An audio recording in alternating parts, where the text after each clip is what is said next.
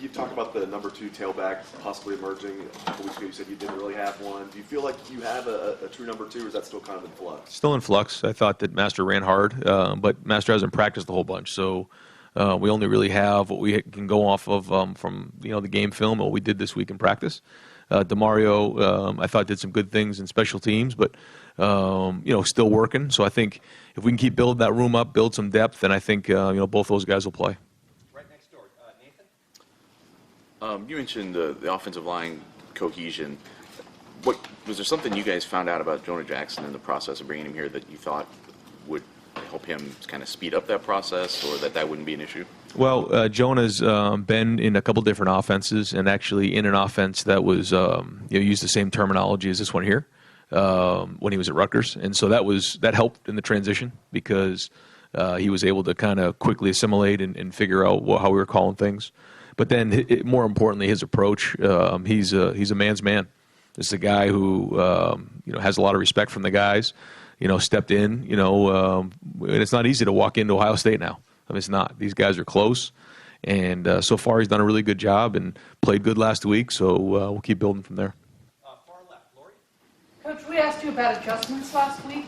How much harder is it to make in-game adjustments at this time of year when you only have one game to reference? Like, okay, guys, this is what we did against so-and-so. I think when you have a veteran group, it's a little bit easier. When you have a rookie quarterback, when you have some guys who don't have as much experience, a little harder.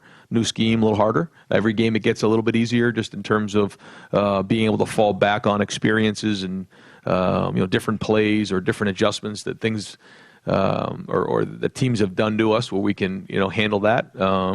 And even through practice, every time you go through a week of practice, you're getting a couple hundred reps under your belt, and a meeting time where you can go through those things and talk about them ahead of time, so that if something like that did pop up in a game, we could get together on the sideline and say, all right, here's how we need to handle that. How many times do you need to have repped something for you to feel comfortable? It depends on what it is. If it's a route, a route combination, probably somewhere between 20, 30, 40. If it's a run game, even more than that. So it takes time, because if you're going to get a certain look, then that's one thing, but that's not how it works. This team right here changes the look every snap, and so it takes time. And not only do you have to be able to recognize what to do, it's how to do it, and so that takes a lot of reps. Ryan, how much did not having CJ impact your plans or at H-back wide receiver last week? It affected us because CJ was the backup H going into the preseason, and so his absence was felt a little bit in special teams as well. But we got some good depth there, and so we'll be okay moving forward. Is there something that has kept Jalen Gill from becoming more of a factor, or where is he in that mix right now? He's kind of in the mix. He's right there. He's providing some depth for us, and the more he plays, the more experience he gets, the better it'll be for him. Ryan, obviously Cincinnati played on Thursday last week, so they had a couple extra days to prepare and to recover. Does that factor into your preparation at all, knowing they might have a couple extra days to put different things in? No, not really, because they played on a Thursday night. We played at noon on Saturday, so it actually really wasn't that much. They do have a little bit of time to catch their breath, but in this situation, I don't think it matters all that much. Front row right, Bill. You said that you were happier with the offensive line play after you watched the film than you were coming off the field Saturday. What's the next step in their development? What do you want to see on Saturday from them? A little bit cleaner, just in their fits. When you have a big, strong line like that, they have a tendency to move around. These guys will be moving around every snap. We know that on Saturday, and these guys did this past week. And so we got to be able to handle that movement. And I think, if we fit those runs a little better, that'll be the next step. Right next door, Tim. Yeah, Ryan, Josh Proctor, we heard all about him in the preseason camp. He was making 2 interceptions this day, 1 that day, et cetera. He makes the big pick on Saturday. Where does he fit in the plans now, moving forward? Well, I think he's really stepped up, and I think he and Isaiah are both right there, to help when Jordan needs help. But again, as these guys progress, and we feel like they're at starter level, then we'll start to roll them. And I think that's the progression. Do you get yourself to that starter level? And if you are, then we'll start to roll you, which is what we did at tackle and some of the other positions the other day. So he's inching closer. And, whenever you show up in a game like that and make a big play, then that really helps your case. Hey, real quick, has anybody popped up this week on the injury list, et cetera, you're going to be without that you know of? Nothing right now. Front row left, Doug. Totally off topic. What do you think of what Joe Burrow's been able to do at LSU from the guy you knew here? I could talk about him for an hour. What a special young man, and that was a very tough thing for him and for his family and for all of us. And I couldn't be prouder of what he's done down there. Not just playing, but going into a situation, a big-time SEC school in a tough environment, and being the leader. And I talked to Coach Orgeron, during the NFL draft, and he said he literally took over that team and he turned that whole program around. They were going in one direction. He told me that, and then all of a sudden Joe Burrow showed up and it changed.